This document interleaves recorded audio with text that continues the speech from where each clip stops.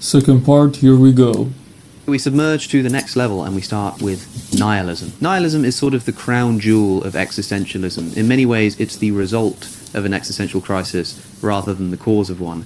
When you start questioning these things, is there an afterlife? Maybe not. Oh, I'm definitely going to die one day. Oh, I don't know why I'm here. The result of this is to think nothing matters. And even if something does matter, I have absolutely no way to work out what it is, and I've tried, but I can't get there, so I'm just going to give up all hope in that project. So nihilism is broadly the view that nothing matters, that there are no objective values. There are sort of different kinds of nihilism. You can be an epistemological nihilist, or just a moral nihilist, or like a broad nihilist about everything. But I think this all-encompassing nothing matters in any context is what people tend to think of when they think of a nihilist. I understand why it's here, but like I say, the other things on this list cause existential crises. This seems to me more the result of one. We are alone. A controversial choice, putting it below we are not alone. There's that famous quote by Arthur C. Clarke: two possibilities exist. Either we are alone in the universe, or we are not. Both are equally terrifying. The author of this chart has decided that they're not equally terrifying, and us being alone is more scary than us not being alone. I don't know about this. Let me know what you think in the comments. If we are alone in the universe, then we're forced to contend with this image of us sort of being on this rock, floating around in cold space, and it does all feel a bit scary and isolated. But I will also say that if in this entire incredible universe there's only one place where life evolved, I think that counts as some evidence towards theism. I mean, if life just evolves spontaneously, we rightfully ask the question, as Fermi famously did, where is everyone? If life can just spontaneously evolve on planets, then given the abundance of life-permitting planets in the universe, where are they? However, if the entire universe was created with the express intention of permitting human life on planet Earth, that mystery sort of disappears. It's of course replaced with the mystery of why the universe would need to be so big in the first place, but I've discussed this in depth with my friend Joe Foley from Unsolicited Advice, and that was in a podcast titled 7 Questions Atheists Cannot Answer. But I don't know, what do you think? What would be more scary? Us being alone, or us not being alone? Okay, next, being born before immortality. I think this is getting at the idea that as science advances, many people believe we might one day be able to overcome death itself. And this day being, of course, in the future, and maybe the near future, we might well be living in the last mortal age. So it kind of feels a little bit unfair that maybe our grandchildren will get to live forever, but we, just because we happen to be born before the scientific developments that made it possible, will not get to live forever. There are a few problems with this, if you ask me. One is that I'm not sure if science will one day overcome death. But when it comes to immortality, materially speaking, I just don't think this is possible. Even if we develop the technology to avoid death on planet Earth, one day the sun is going to eat the Earth, and maybe if we've escaped the Earth by then, that planet will one day die, and wherever we've spread to, that planet will one day die too, and eventually the universe is going to come to some kind of end, whether it be a big freeze, or a heat death, or whatever. It's not the kind of environment in which I think conscious experience and materially existing human beings even can obtain. But also, even if that were possible, would you want to live immortally in this heat death or big freeze universe? It doesn't sound super attractive to me, and so the idea that I'm born before immortality is actually pretty consoling. Deeper we plunge. 3 points. You already made 2. First, will it ever be possible in the first place? And second, he said it, do you even want to live forever? If you want to live forever, there are multiple reasons you could be wanting that. First of all, you're this rich, greedy coward. You're afraid of death. Whatever. We don't care. If you're philosophically deep, you are going to, I'm pretty sure, 100% not prefer to live forever.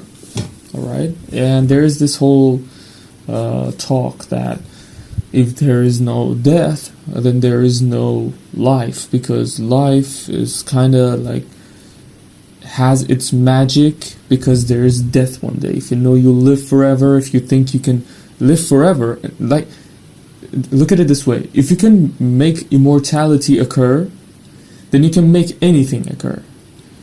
Like some of us, you know how you lay down on bed and late at night and you're like, oh, if a genie comes to me, I'm gonna be like, at least this is me. First of all, yeah, make me immortal, make me bulletproof, make me be able to teleport.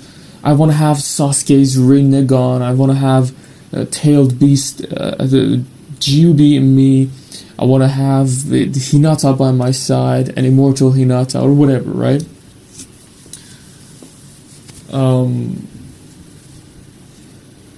So there is that. Like, if you can make immortality occur, you can make many things occur. And, well, that makes life not be life anymore. Because desire will one day end. Your imagination will one day end. And even if it doesn't, you've tried so many things that your brain cannot handle anymore. So you either kill yourself or go absolutely insane. There's that. Now the third point I'm going to add myself is, how about, this is a point that I don't see a lot of philosophers or scientists mention. I don't see none of them. Just like how they talk about religion, you know how some people have this saying like, oh, religion occurred like 2,000 years ago, then the people before that age are just going to go to hell immediately. And then some religions go, oh no, Jesus died for their sins or whatever. Those people's lives, were they bullshit? Why were they left in the dark? You can explain everything if you want, especially religious people, because their imaginary senses just go further and further as the discussion gets more complicated. They just will never back down from their religion. They will make anything. Here's my point. If this is the last generation of mortals, then were our lives like less valuable? Were we just stepping stones for the future generations to one day maybe maintain immortality? That is very stupid when you think about it. That is very stupid. What makes you think that you should put everything, like there's this scientist, right?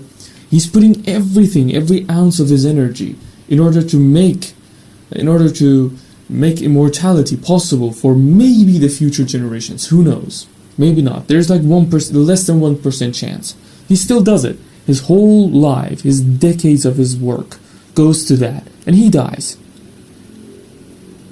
He thought he cared, but now that he's dead, he perished. It's over. He's not there. He's not black. He's not seeing dark. He's not seeing light. His soul isn't roaming. He's not watching from the skies. He's gone. That guy is gone. Maybe his soul is somewhere, but that guy is gone. His soul doesn't have any memory of that shit. Right? His body is gone. That brain is gone. So now that he's dead, he doesn't even know that he doesn't care because he's gone. He's powder. He's not even powder. He's air. Whatever. So, that guy was delusional. That guy's life has finished. Do you understand what I'm trying to say? So this guy's life, no value to it. But his son will live forever. Is this truly life? This is life from a worldview of a scientist. Because scientists treat world like a problem, like an issue they have to solve and understand.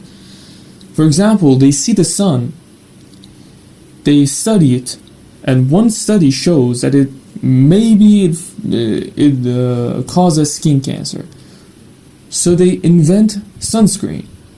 They're like, oh, hold up, don't go out in the sun. It's bad for you. It's bad for your eyes. It's bad for your skin.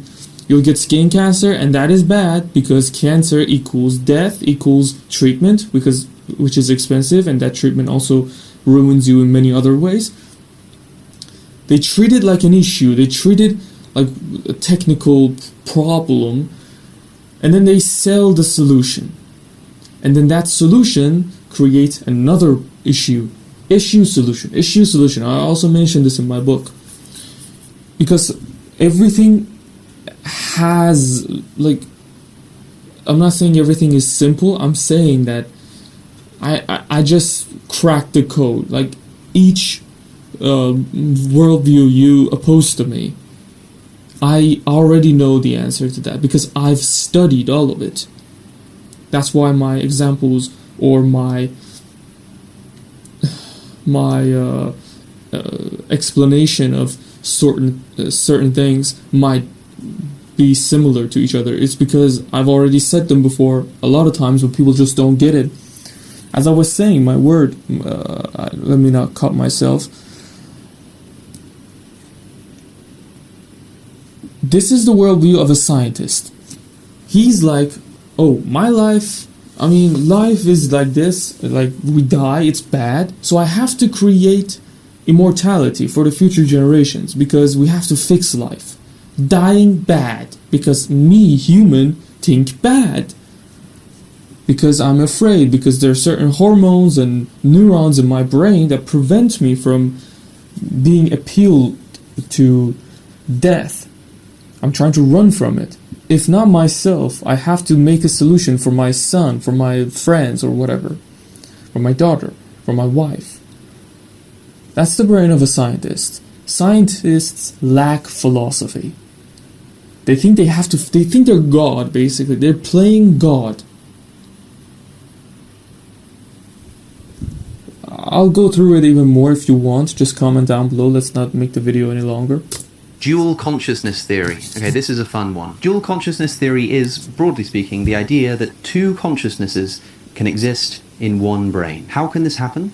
Well, one way is as the result of a surgery called a corpus callosotomy. Your brain, as you probably know, is split into two hemispheres, and these hemispheres are connected by a group of fibers called the corpus callosum, and this allows, as well as impedes, communication between your two hemispheres. A corpus callosotomy is the severing or partial severing of the corpus callosum, and this is most commonly done as a treatment for extreme cases of epilepsy. When the corpus callosum is severed, communication between the two hemispheres is disrupted. Now, they can still communicate to a limited degree through other means, but we do sometimes begin to see some weird things happening. In 1908, it was reported that there was a woman whose left hand would sometimes attack her.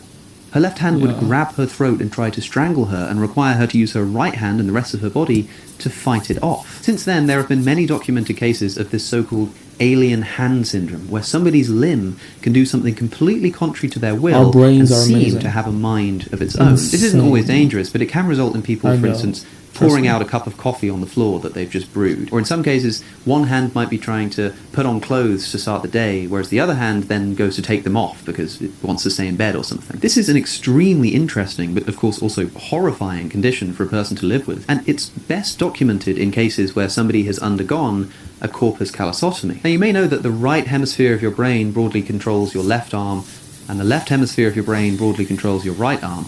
And so if the hemispheres aren't communicating with each other, it might make sense that your arms would start wanting to do different things. And this is seen by some as supportive evidence that, at least in cases of split brain patients, like those who've undergone a corpus callosotomy, that there are two consciousnesses sort of in battle with each other in this one human brain. I recorded a podcast earlier this year with Ian McGilchrist, author of... Hold up a minute. Let's talk about this before he goes to whatever he's trying to say.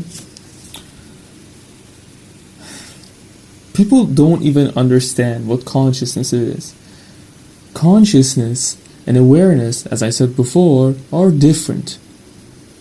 We do have certain neurons in our brains that their job is to calculate the environment and knowing oneself. It could be, it's an spectrum. It could be anything. It could be just spatial awareness, or it could be, just as he says, different types of personalities. Now, the brain is very complicated. Okay, there are many cases. Anyway, let's not go through them right now. Your brain, your what's the word? Your what's the word? Oh, I forgot. Anyway, the way you interact with the world is not your consciousness. Your personality is not your consciousness. Your taste is not your consciousness. Your will to live is not your consciousness. These are all your brain. These are all your biology. These are the fruit of your upbringing combined with your genetics and your year of birth. Combining all these are your personality traits, which are physical. They are your brain. They are your neurons. It's your circuits throughout your whole body. No need to go into it.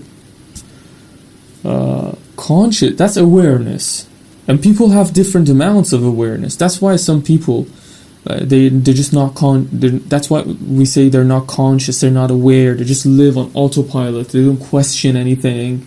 It's just, you know what I'm talking about. And then there are some people who are way too aware. I already have a video about it. I'll make multiple videos on it because it's way more complicated than just one video, even though it was a 35-minute video. Some people who are too aware, they just hate life because they understand their own magnitude. They can basically metacognition, as it's viral for some reason these days. Metacognition is basically you being able to think about your thinking and knowing, I'm adding it on myself, and knowing where your thoughts are coming from and the way you direct your thoughts, how and where is that knowledge where did that knowledge come for you, in order for you to be trained, your algorithms or your brain to be trained in a way that you would direct your thoughts in certain ways, and you can tell that each way ends to approximately where, and being aware also as life and death a lot, as he said in the part 1. He said that, or did you ever think about death really deeply? No, probably. No, these things, these are aware, too much awareness, a little awareness, average. And then there's consciousness. Consciousness is the soul. Now, I'm not gonna go into metaphysics and religion. I don't care. In this channel, my philosophy, in truth, you cannot have belief. If you have belief, you must be upfront. You must come up and say, I have a belief that this is this. Because of these evidences, I believe this. But I'm not ISIS. I don't believe this. I'm not going to put my life... Another famous philosopher said this also. I don't remember his name. Kierkegaard or whatever? I don't think so. Don't put your life in front. Don't put your everything. Don't close your mind. Say it up front. Yo, I have these beliefs. Therefore, this, I believe this. These are the reasons. And,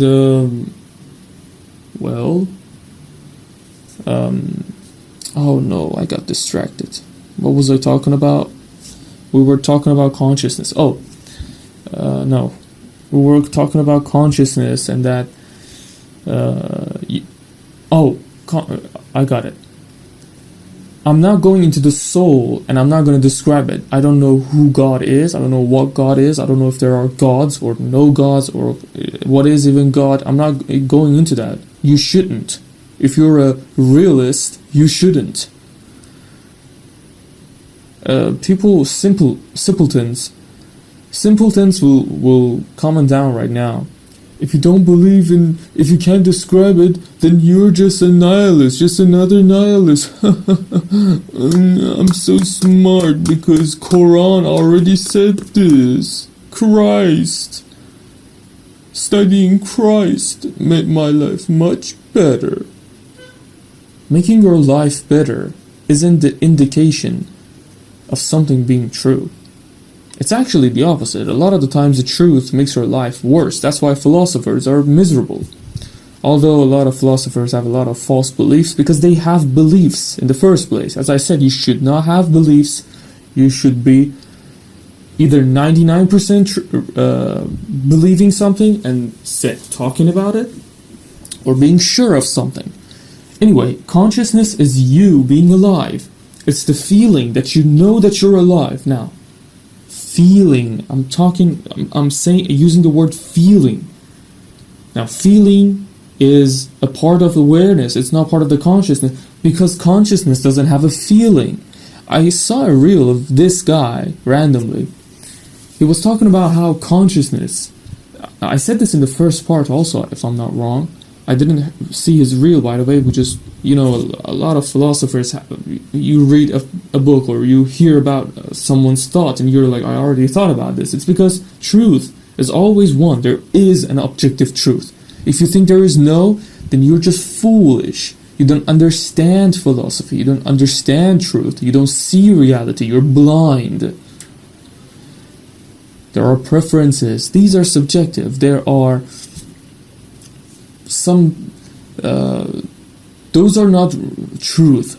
Those are just tools to be used to reach the objective truth. These are subjective, sure, but there is, at the end, one objective truth about everything. And then it all leads to one, which is pure zero, my book. And I'll explain it in these videos. If you watch all of my videos, you connect the dots yourselves and boom, you become the best philosopher ever. You become the purest. You see reality with no lens, no filter, no nothing. That's why I call myself the best philosopher. It's not for nothing. Well, I'm gonna be made fun of, I'm pretty sure, but it doesn't really disturb me, because I know how you think. I know what you believe in. I know you. It's not complicated for me. I can tell who you are and how you think. I can see you from up here, but you can't see me. Scream all you want. I don't care. Anyway, as I was saying, consciousness. You know how you are alive? You know how you're not a robot? A robot has consciousness, has awareness. Doesn't have consciousness. It's conscious. It's aware, it's not conscious. You are aware, plus you have consciousness. I cannot describe it, because it's unmeasurable. That's why science can't measure it, even still. That's why religions are out there. That's why when you think about life, what was before death, what is after death, it's mind-blowing. It's the most mind-blowing thing ever. If you think not, then you're just not thinking deeply enough. These are the biggest questions everyone must be thinking about. Even if you know that you can't do a lot about it, and you have to work, you have to eat, you have to exercise, you have to go out with girls, and you don't have time for this, the philosopher, his mind is always active with these questions and with these thoughts. He just cannot stop. This is not something weird. This is not a hobby. This is simply the form the aware person cannot run from. It's you. Over. You're gonna await death, or you know what I'm talking about. I cannot tell if you're conscious. You cannot tell if I'm conscious. But I can 100% say I'm conscious. I know it. Are you conscious? I don't know. You can tell for yourself. You cannot. That's it. That is consciousness. So what he said about brains, our brains, if we disconnect them or if we add brain, personality changes, that's the brain. That is not your soul. That's the brain. Soul isn't even maybe it's not even in the brain. Who knows? Maybe it's here. I don't fucking know. Do you know? No one knows. That's why scientists view world as an issue to fix, as a puzzle. That's why they they don't believe in religion, a lot of them. It's because they don't see the soul. All they see is biology. All they see is physics and math and chemistry, and all they see is that. Every study indicates that we do not have free will. So of course they're going to believe there's no soul. Because you cannot see it. You cannot touch it. The Master and His Emissary, which is about the two hemispheres of the brain and how they kind of do different things and have different These ways are real. of approaching the I'm world. just saying so it's not even if consciousness. it might be It's the most brain. obvious in split It's brain awareness. patients, it might still be the case that there are two consciousnesses within you.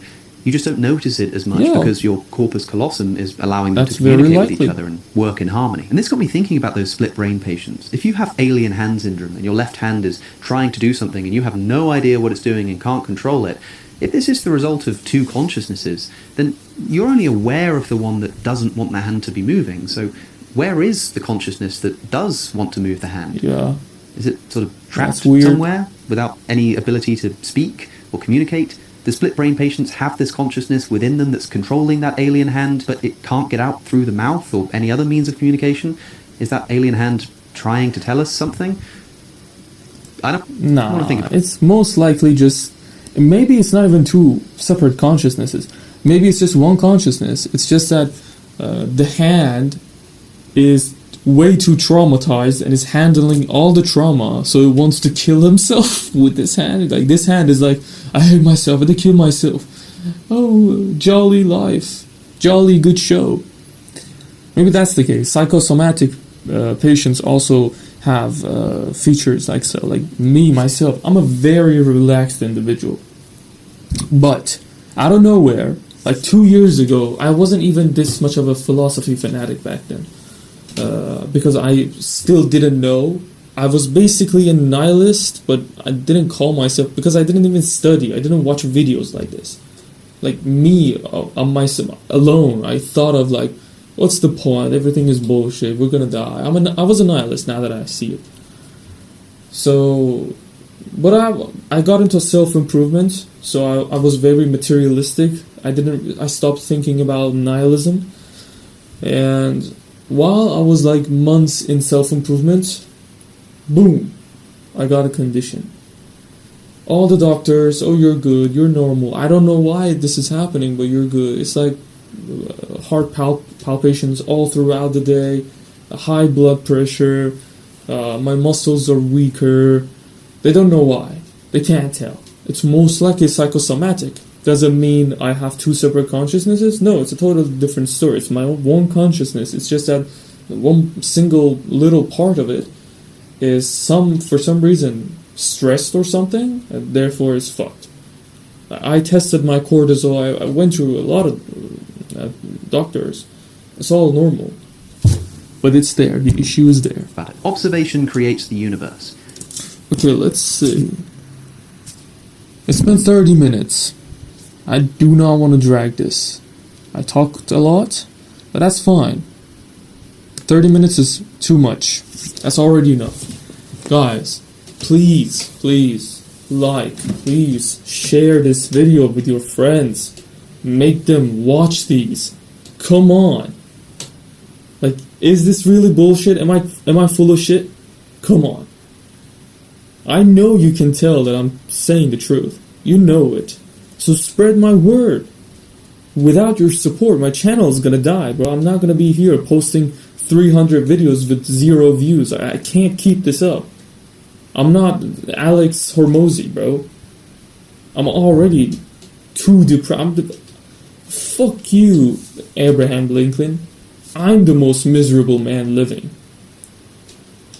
Come on, even with this amount of depth, I'm still trying to create videos. Maybe one day people will realize the truth, because it bothers me how ignorant people can get. And it bothers me how I'm so alone. No one understands this. No one's here. Come on. Reach to my hand.